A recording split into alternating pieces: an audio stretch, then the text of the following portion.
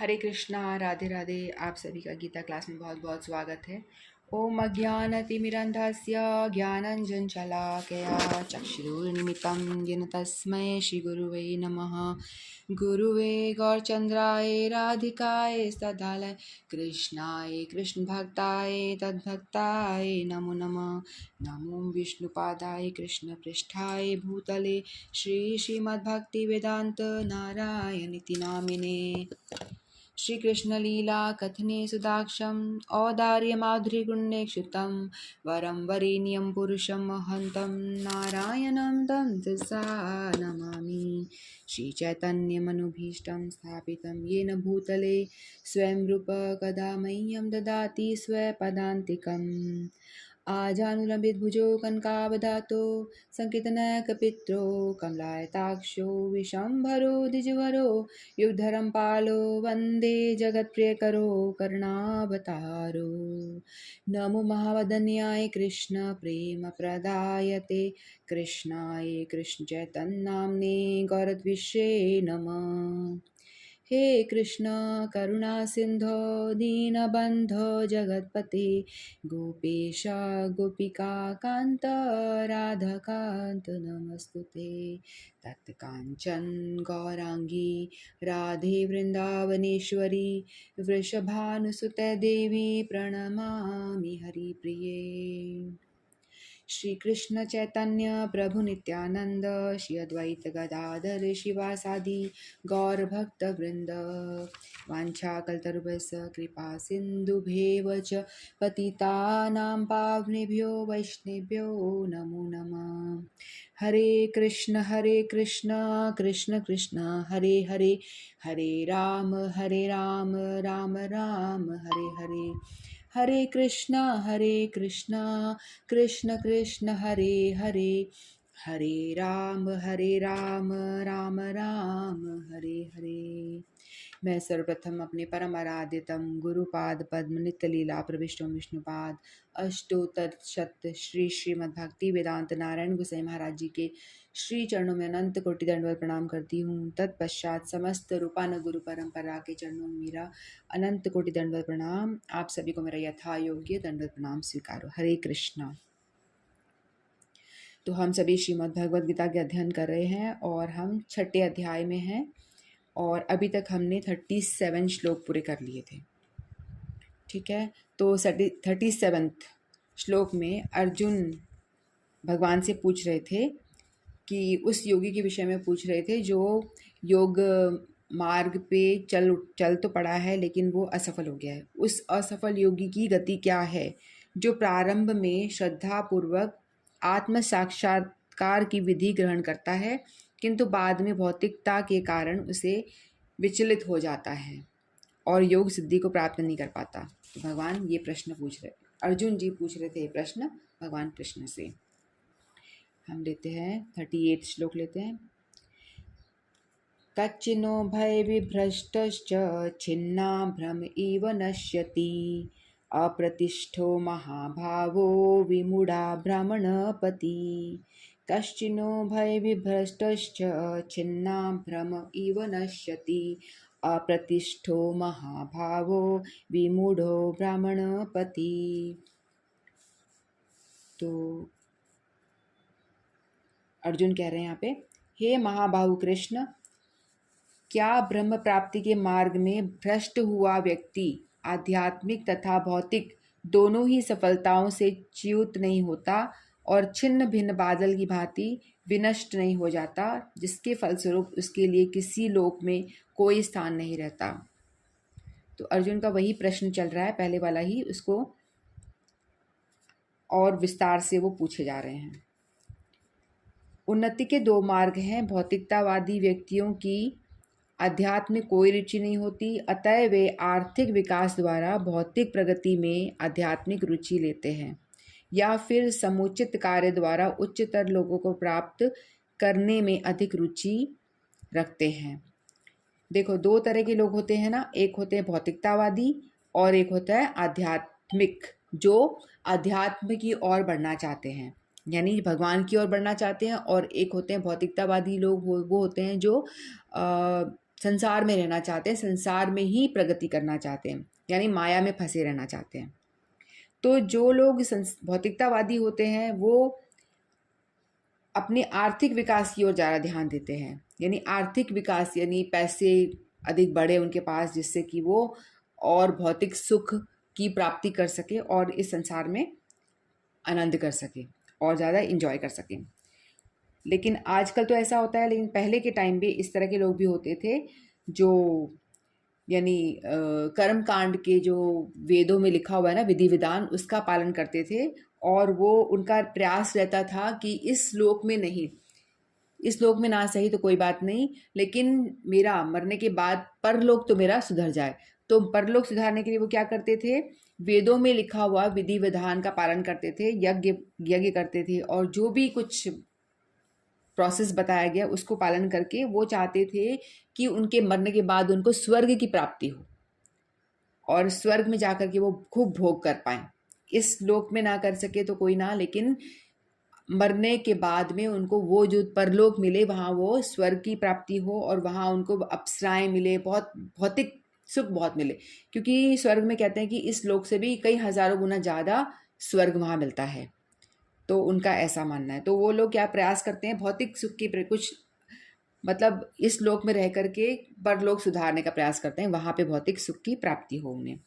लेकिन आजकल तो लोग यहाँ पे मटेरियल ज़िंदगी में अपना प्रेजेंट सुधारने में लगे रहते हैं कि मैं आज जी रही हूँ तो आज मैं बहुत सारा धन एकत्रित कर लूँ, बहुत सारा मेरे पास में चीज़ें, मेरे पास मटेरियल चीज़ें बहुत सारी इकट्ठी हो जाए, गाड़ी बंगला मोटर ये सब जो भी कुछ है सब मुझे प्राप्त हो जाए। तो वो लोग क्या करते हैं, सारा प्रयास इस ओर करते हैं, सारा ध्यान उनका अपनी भौतिक ज़िंदगी को सुधारने में ही रहता है।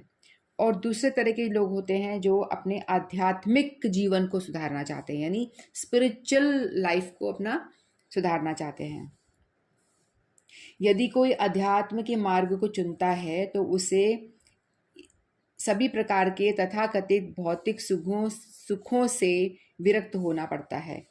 यदि महत्वाकांक्षी ब्रह्मवादी असफल होते हैं, ब्रह्मवादी का मतलब होता है भगवान को पाने का जो मार्ग होता है, यानी स्पिरिचुअल मार्ग, ट्रांसेंडेंटल पाथ, यानी स्पिरिचुअल मार्ग जहाँ पे हमें चल करके, जिस मार्ग पे चल करके हमें भगवान की प्राप्ति होती है, तो उसको कहते हैं ब्रह्मवादी या ब्रह्म मार्ग कहते हैं, ब्रह्म प्राप्ति। तो एक तो हुए मटेरियलिस्टिक लोग, यानी भौतिकतावादी लोग हुए जो अपनी सी भौतिक सुखों के विषय में ही सोचते हैं, उसी में ही उलझे रहते हैं, उसी के बारे में प्रयास करते हैं। लेकिन कुछ होते हैं इनमें से कुछ, जैसे इंटेलिजेंट लोग, हम जैसे लोग, जो चाहते हैं कि भगवत प्राप्ति करें, भगवान की ओर बढ़ना चाहते हैं और कुछ कुछ प्रयास करते हैं। पूरी तरह से तो कर नहीं पाते, लेकिन कुछ करते हैं, कुछ कभी करा कुछ नहीं करा, अपने हिसाब से अपने अपने अपने अपने काबिलियत के हिसाब से वो प्रयास करते हैं। तो अर्जुन जी का प्रश्न जो है हम जैसे लोगों के लिए ही है कि उनका क्या होगा। तो वो लोग क्या करते हैं, प्रयास करना शुरू करते हैं और वो स्टार्टिंग में तो बड़ा उनका मन लगता है, बहुत अच्छी तरह से वो सारा विधि विधान का पालन करते हैं, भक्ति में घुस जाते हैं। उनको लगता है कि भाई मैं तो भक्त बन के ही दम लूँगा या लूँगी, मुझे तो भक्त ही बनना है, मुझे संसार को त्यागना है, पूरा सब कुछ छोड़ देना। ये त्यागने वाली बात तो ब्रह्मचारियों के लिए आती है जो अपना घर बार छोड़ देते हैं, उनको छोड़ करके फिर भक्ति मार्ग में आते हैं। लेकिन हम जैसे लोग भी कुछ तो भक्ति का पालन कर ही रहे हैं ना, ऐसा नहीं है कि हम लोग भी नहीं करें, हम गृहस्थ लोग भी करते ही हैं। लेकिन यहाँ पे त्यागने का मतलब होता है आसक्ति को त्यागना, सब चीज़ों को भोगते हुए आसक्ति का त्याग करना, ये है। ठीक है, तो लेकिन क्या होता है कि हम लोग कंटिन्यू नहीं कर पाते। हम लोग इस मार्ग पे चलते हैं, ब्रह्मवादी या ब्रह्म प्राप्ति के मार्ग पे चल तो पड़ते हैं, कुछ समय तक चलते हैं, लेकिन बाद में क्या होता है कि कोई भी वजह से विचलित हो जाते हैं, हम आगे भक्ति को कंटिन्यू नहीं रख पाते हैं, या छोड़ करके कई जो ब्रह्मचारी होते हैं वो गृहस्थ में आ जाते हैं, शादी कर लेते हैं। और कुछ जो हम जैसे गृहस्थ हैं, हम लोग यदि हमने कोई साधना शुरू करी है कि हम 4 माला करेंगे, 5 करेंगे, जो भी हमने बड़ी आवेश में आकर के भक्ति स्टार्ट करी थी वो हमने त्याग दिया, करना ही बंद कर दिया, हम कुछ भी नहीं कर रहे। और जो ब्रह्मचारी लोग हैं जिन्होंने छोड़ दिया है, वो सोचते, अब उनका ऐसा लगता है कि ऐसे लोगों का क्या होगा, क्योंकि उन्होंने मटीरियल लाइफ भी छोड़ दी, अपनी जो भौतिक सुख है वो भी छोड़ दिया उन लोगों ने कि भाई हमें मूवीज़ नहीं देखनी है, शराब नहीं पीनी है, उल्टे काम नहीं करने, सब गलत काम छोड़ करके बस एक राइट डायरेक्शन में वो चल रहे हैं, भगवान की भक्ति की ओर मुड़ गए हैं। और लेकिन वो भगवान को भी नहीं प्राप्त कर पाए, वहाँ पे भी वो उनका पथ जो है थोड़ा सा वो हो गया, चुक गए वहाँ से भी, है ना। तो उनका क्या होगा, अर्जुन का ये बड़ी चिंता है, हमारे लिए बड़ी चिंता हो रही है कि भाई इन लोगों का क्या होगा। ना तो वो संसार में रह पाए, उनको संसार भौतिक सुख को भी उन्होंने ना भोगा नहीं, ना मूवीज़ गए, ना कुछ पार्टीज़ गए, ना कुछ और किया, कुछ भी आनंद नहीं किया जैसे बाकी संसारी जो कर रहा है। और ना भगवान को ही प्राप्त कर पा रहा है, वहाँ से भी वो प्रोसेस में करते करते थोड़ी देर के बाद में वो गिर जाता है, अपने डेस्टिनेशन पे पहुँचा नहीं, उससे पहले ही उसने अपना मार्ग बदल दिया या करना बंद कर दिया। तो उसका क्या होगा, क्या उसका पतन हो जाएगा, इस तरह का अर्जुन के मन में विचार आया है, वो इस तरह से सोच रहे हैं। तो यदि महत्वाकांक्षी ब्रह्मवादी असफल होता है तो वह दोनों ओर से जाता है। दूसरे शब्दों में, वह ना तो भौतिक सुख भोग पाता है, न आध्यात्मिक सफलता ही प्राप्त कर पाता है, ना इधर का रहा ना उधर का, ना घर का ना घाट का। इस तरह से उसका कोई स्थान नहीं रहता, वह छिन्न भिन्न बादल के समान होता है। कभी कभी आकाश में एक बादल छोटे बादल खंड से विलक होकर एक बड़े खंड से जा मिलता है, किंतु यदि वह बड़े बड़े खंड से नहीं जुड़ पाता तो वायु उसे बहा ले जाती है और वह विराट आकाश में लुप्त हो जाता है। तो यहाँ पे उस व्यक्ति, उस साधक की तुलना बादल, छोटे बादल से की गई है। तो हम सारे क्या हैं, एक मटेरियल वर्ल्ड को बड़ा बादल की तुलना दी गई है, ठीक है। बड़े बादल का स्वरूप बताया गया कि मटेरियल वर्ल्ड है, ये संसार, भौतिक संसार है। तो वो जो व्यक्ति है साधक, उसके मन में इच्छा होती है, स्वतः इच्छा होती है कि मुझे भगवत प्राप्ति करनी है, मुझे भगवान को पाना है, तो उस और कुछ प्रयास करना है, तो भजन में लग जाता है। वो बड़े जोर शोर से शुरू करता है और सब कुछ छोड़ छाड़ के, मटेरियल जिंदगी को छोड़ छाड़ के, यानी उस बड़े बादल को छोड़ के वो छोटा बादल अलग हो जाता है उस बड़े बादल से, और फिर वो चलना शुरू करता है और बड़े बादल की ओर जाने की, यानी भगवान, जो भगवान को बहुत बड़ा बादल बताया गया है, उस मटेरियल वर्ल्ड का जो बादल है उससे भी बहुत बड़ा बादल है। तो वो छोटा बादल जाके उस बड़े बादल में, बहुत बड़े बादल में जाके मिलना चाहता है, लेकिन वो रास्ते में चल रहा है, मिलने जा रहा है, लेकिन रास्ते में बहुत तेज हवा आती है, वायु आती है और उस बादल को उड़ा के ले जाती है। तो बादल की कहीं पे भी अस्तित्व खत्म हो जाता है उसका। तो अर्जुन पूछ रहे हैं क्या उस साधक की स्थिति उस बादल जैसे होती है, छोटे बादल जैसे होती है, जो इस मटेरियल संसार से निकल के ना उस संसार में भी नहीं जा पाता, ना इधर का हो पाता ना इधर का हो पाता है, ना घर का हुआ ना राम का हुआ, इस तरह से। तो उसका क्या होता है, वो तो छिन्न भिन्न हो जाएगा ना, उसका तो पूरा मतलब अस्तित्व ही खत्म हो जाएगा। ये अर्जुन की जिज्ञासा है। तो पूछ रहे हैं, ब्राह्मणपति ब्रह्म साक्षात्कार का मार्ग है जो अपने आप को परमेश्वर का अभिन्न अंश जान लेने पर प्राप्त होता है, और यह परमेश्वर ब्रह्म, परमात्मा तथा भगवान के रूप में प्रकट होता है। भगवान श्री कृष्ण परम सत्य के पूर्ण प्राकट्य हैं, अतः जो इस परम पुरुष की शरण में जाता है वही सफल योगी है। ब्रह्म तथा परमात्मा साक्षात्कार के माध्यम से जीवन के इस लक्ष्य तक पहुंचने में अनेकानेक जन्म लग जाते हैं, बहुनाम जन्म नामने। अतः दिव्य साक्षात्कार का सर्वश्रेष्ठ मार्ग भक्ति योग या कृष्ण भावनामृत की प्रत्यक्ष विधि है। तो यहाँ भगवान अर्जुन बता रहे हैं कि देखो, भगवान को प्राप्त करने की 3 तरीके होते हैं ना, 3 विधि हैं, जो हमने कई बार डिस्कस करी है, फिर से हम डिस्कस फिर से कर रहे हैं। भगवान के 3 रूप हैं, ठीक है। भगवान के 3 रूप हैं, ब्रह्म, परमात्मा और भगवान खुद, ठीक है। तो ब्रह्म होता है भगवान से शरीर से निकली हुई जो ज्योति है, अभी तक तो अच्छे से याद हो ही गया होगा। जो भगवान के शरीर से, भगवान के अंगों से निकलता हुआ प्रकाश है, उसी को कहते हैं ब्रह्म, ठीक है। तो ये भी एक स्पिरिचुअल मार्ग पे चलने का एक साधन है, एक रास्ता है। फिर दूसरा है परमात्मा। परमात्मा साक्षात्कार। परमात्मा क्या होते हैं, जो हर एक जीव के अंदर बैठे हैं, हम सबके अंदर परमात्मा है, लेकिन वो जो परमात्मा है वो भगवान का एक अंश मात्र है। भगवान जो है पूर्ण है, भगवान जो है पूर्ण है, उन भगवान का एक अंश मात्र परमात्मा स्वरूप में हर एक जीव जंतु के अंदर विराजमान है, पशु पक्षी में भी और कण कण में विराजमान है, वस्तुओं में भी विराजमान है। नहीं तो खंबे में से कैसे निकले नरसिंह देव, है ना। तो हर एक कण कण में विराजमान है, वो भगवान का एक छोटा सा अंश मात्र परमात्मा स्वरूप में हर एक वस्तु में, कण कण में और हर एक जीव में, पशु में, पक्षी में, सबके अंदर वो हृदय में विराजमान है।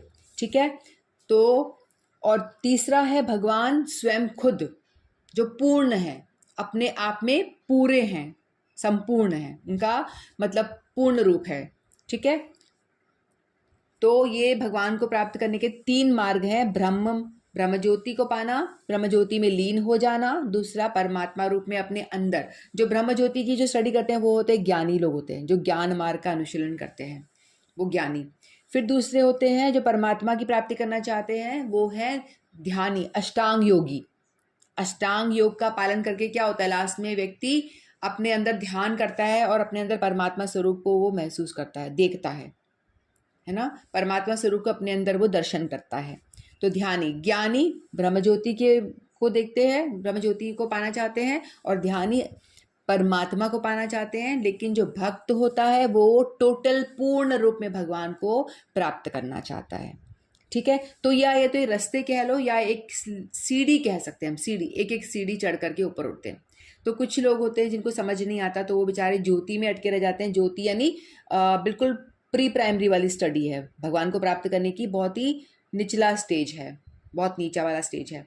फिर वहाँ तक वो चलते चलते फिर वो यदि वो अष्टांग योग पे आता है, दूसरे स्टेज पे आता है, फिर बाद में वो भक्ति योग पे आता है। लेकिन यहाँ ये भगवान ऐसा बताते हैं बार बार कि यदि किसी को कोई सौभाग्यवश, यदि आपके पूर्व जन्मों में आपने बहुत सारी साधना, भजन, भक्ति करी हुई है, ये सारे जो अष्टांग योग या जो भी तपस्या, ये सब आप हम लोग करके आ चुके हैं।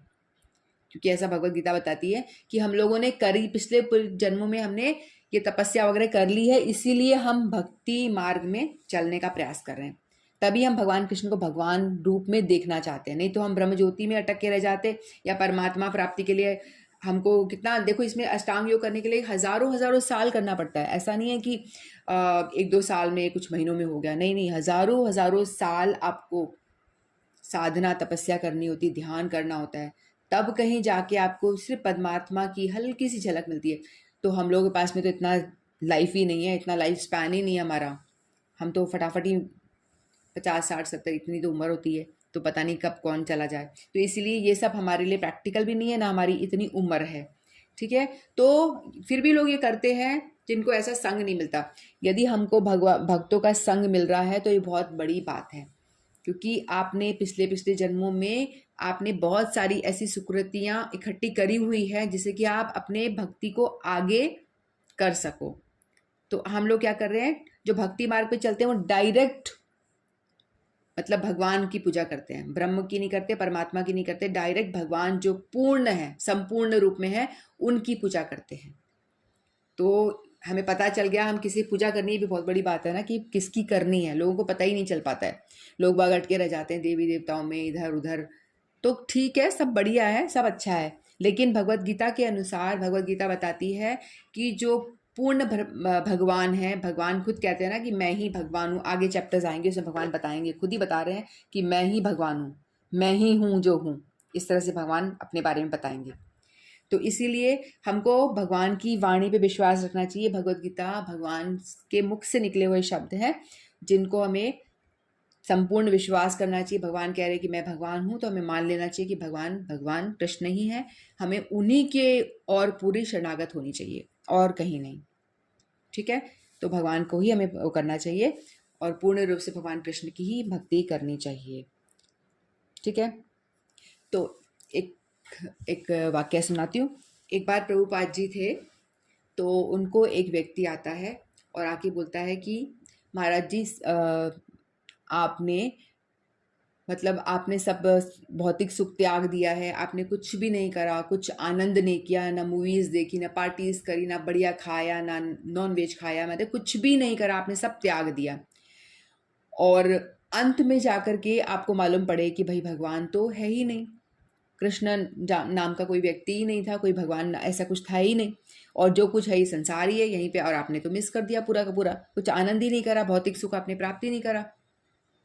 तो प्रभुपाद जी स्वामी महाराज उत्तर देते हैं कि आप ठीक कह रहे हो, सही कह रहे हो आप, कि भाई मैंने कोई आनंद नहीं किया, मैंने सब त्याग दिया, मटेरियल चीज़ें कुछ नहीं करा, लेकिन फिर भी मैंने एक बहुत ही अच्छी लाइफ जी है, सब कुछ किया, जैसे नाच गाना आप लोग करते हो, हम लोग कीर्तन में नाच गाना करते हैं, आप लोग अच्छा होटल में जाके आपके जो आपको सो कॉल्ड अच्छा खाना है वो आप खाते हो, हम लोग बेस्ट फूड खाते हैं जो भगवान को ऑफर किया हुआ होता है, शुद्ध और एकदम सात्विक खाना खाते हैं, और एक लाइफ भी हम जो जी रहे हैं बहुत ही सात्विक जी रहे हैं, बेस्ट लाइफ जी रहे हैं, जिसमें कि बहुत आनंद है, नाचना है, गाना है, और हर रोज़ फीस्ट है, बढ़िया बढ़िया पार्टी हमारी चलती है, कभी ये फेस्टिवल, कभी वो फेस्टिवल, कभी जन्माष्टमी, कभी राधाष्टमी, कुछ ना कुछ आता रहता है, एक के बाद एक कुछ ना कुछ चलता रहता है। तो हमारा ये पार्टी तो रोज़ ही चलती है ऑलमोस्ट, तो हर दिन हमारी पार्टी होती है, भगवान के लिए बढ़िया ही बनता है ना खाना, चलो पार्टी भी कुछ नहीं है तो भगवान को तो बेस्ट ऑफर करेंगे,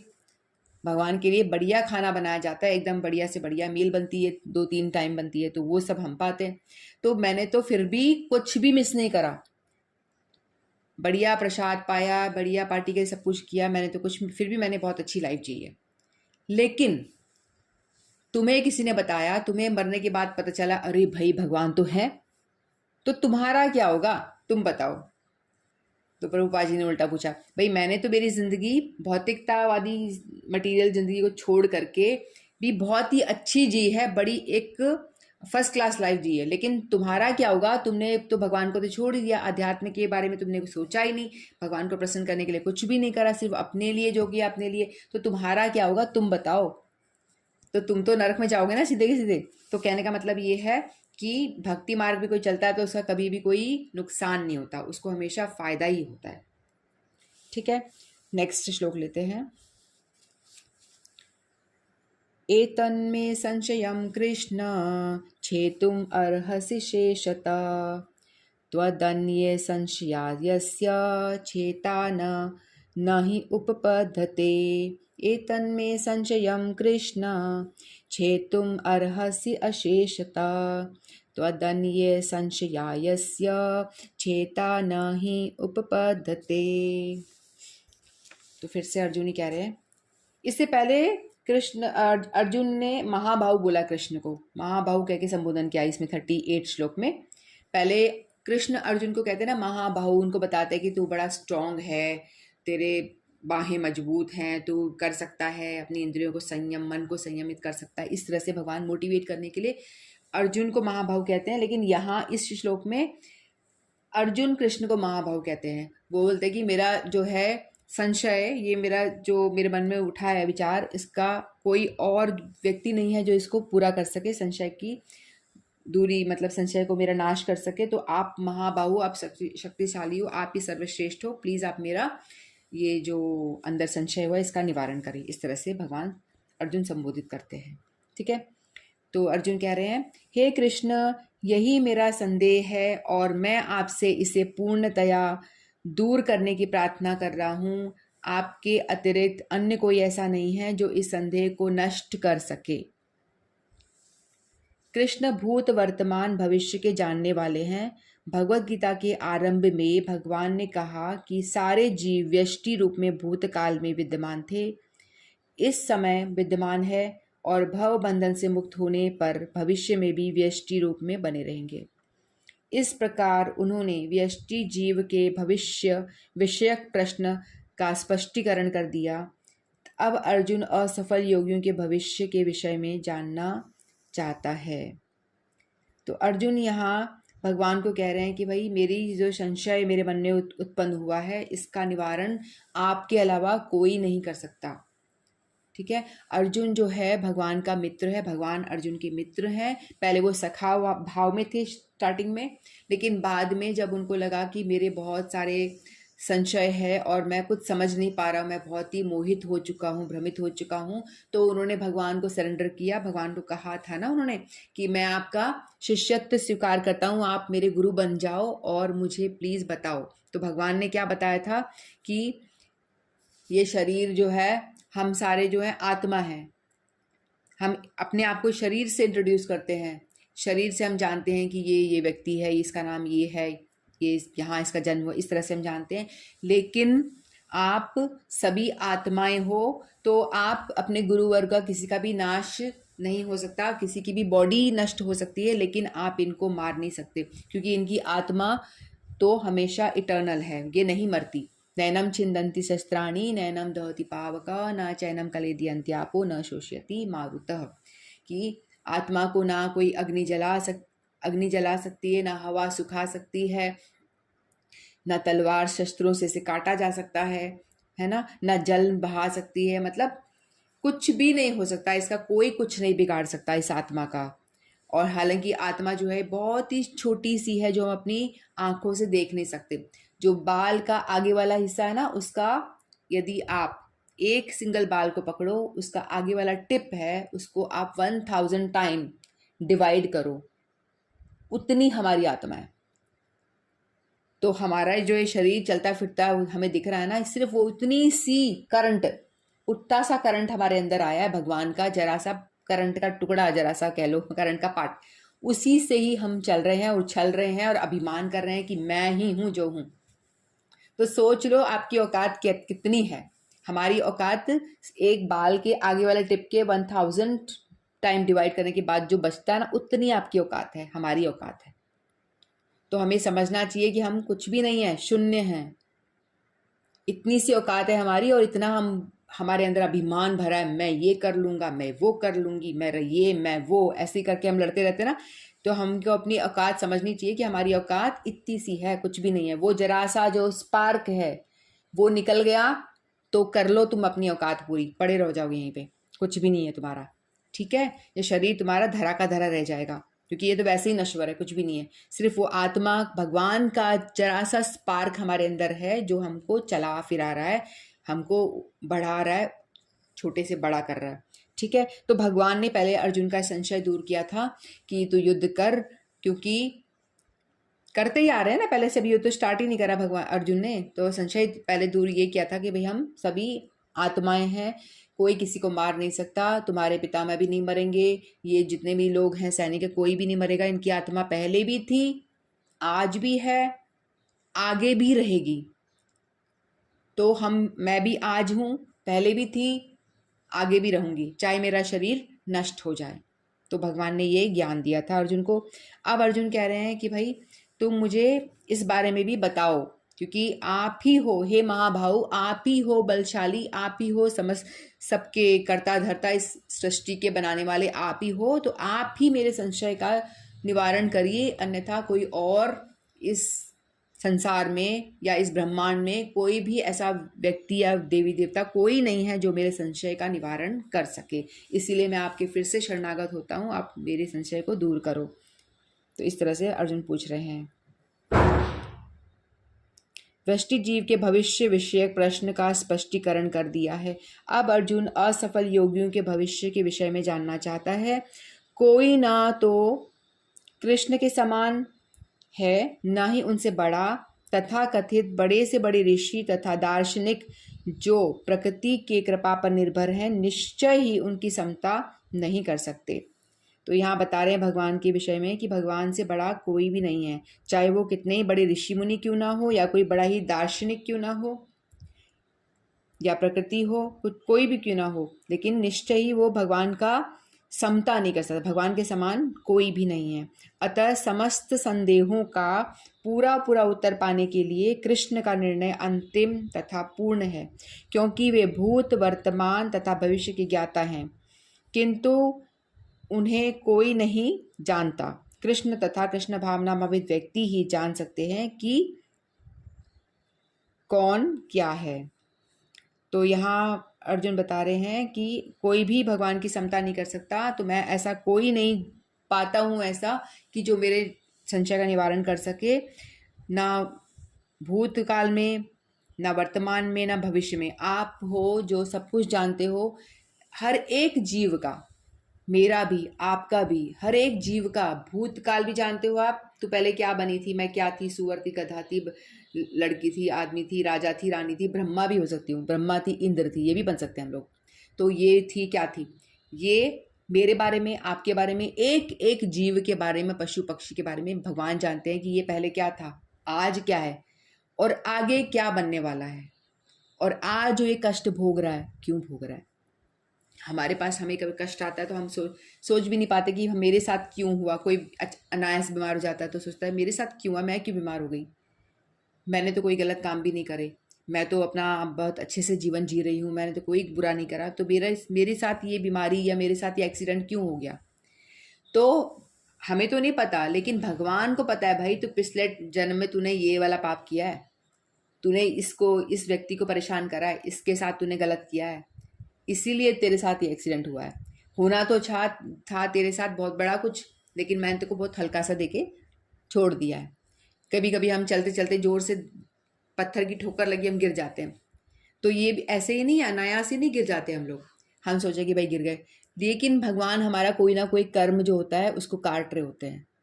इसीलिए हम, हमारे अनायास कोई कुत्ता काट गया चलते चलते, हम गिर गए, पैर फिसल गया, मर गए, ऐसा जो हमारे साथ में होता है, हम नहीं जान पाते कि मेरे साथ ऐसा क्यों हो रहा है, लेकिन भगवान जानते हैं, भगवान कृष्ण जानते हैं कि पिछले जन्म में इसने ऐसा किया था, इसीलिए इसके साथ में ऐसा हो रहा है।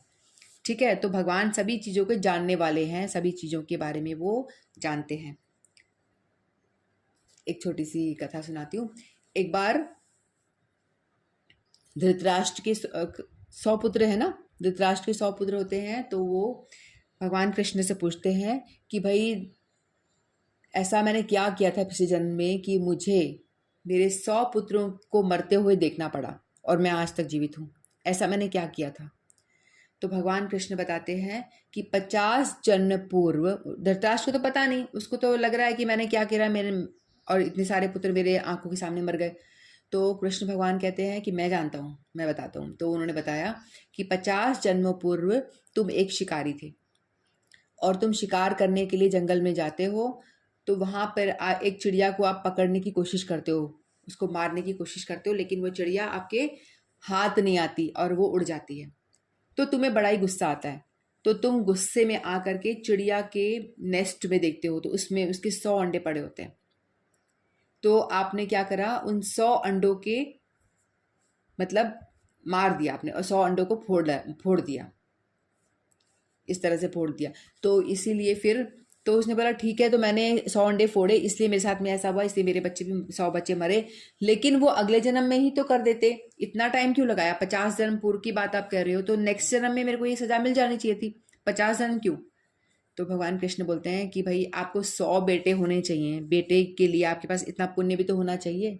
आपको बच्चे मिल रहे हैं, बेटा या बेटी, तो आपके कुछ पुण्य इकट्ठे होते हैं, उसके उस वजह से ही आपको बेटा बेटी कुछ मिल रहे हैं, लेकिन आपके पास इतने पुण्य इकट्ठे भी तो होने चाहिए। तो इन 50 जन्मों में आपके इतने पुण्य इकट्ठे हुए कि इस जन्म में आपको मैं,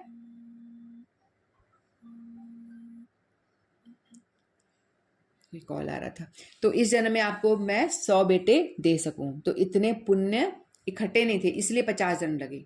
तो इस तरह से जो कर्म होता है ना, ये कितना गहरा होता है, बड़ा ही पेचीदा होता है। भगवान के पास सबका रिकॉर्ड है, कि भगवान सब जानते हैं कि पहले तू, मैं क्या थी, किसको क्या पनिशमेंट देना है, किसको क्या देना है, सब भगवान के पास में सारा रिकॉर्ड है। ठीक है, तो इसलिए अर्जुन कहते हैं कि आप सब जानते हो, सबका भूत भी जानते हो, सबका वर्तमान भी जानते हो, सबका भविष्य भी जानते हो, तो आपसे बेहतर कोई है ही नहीं जिससे कि मैं ये प्रश्न पूछूं और वो मेरे प्रश्न का निवारण करे। अब मुझे बड़ी शंका हो रही है, उस व्यक्ति का होगा क्या, बेचारे ने साधना में घुस तो गया, ना मटेरियल कुछ पा पाया, ना भगवान को ही प्राप्त कर पाया, और बीच में ही लटक के रह गया, वो तो बादल की तरह छिन्न भिन्न हो गया बादल, अब उसका क्या होगा। तो इस तरह से अर्जुन के मन में प्रश्न है और उन भगवान से पूछा। अब देखते हैं कि कल 40 श्लोक में भगवान क्या बताते हैं। ठीक है, तो इतना ही कह के मैं वाणी को विराम देती हूँ। वांछा कल्पतरुभ्यश्च कृपा सिंधुभ्येव च पतितानां पावनेभ्यो वैष्णवेभ्यो नमो नमः। श्रीमद् भगवद गीता की जय। आप सभी की जय। हरे कृष्ण।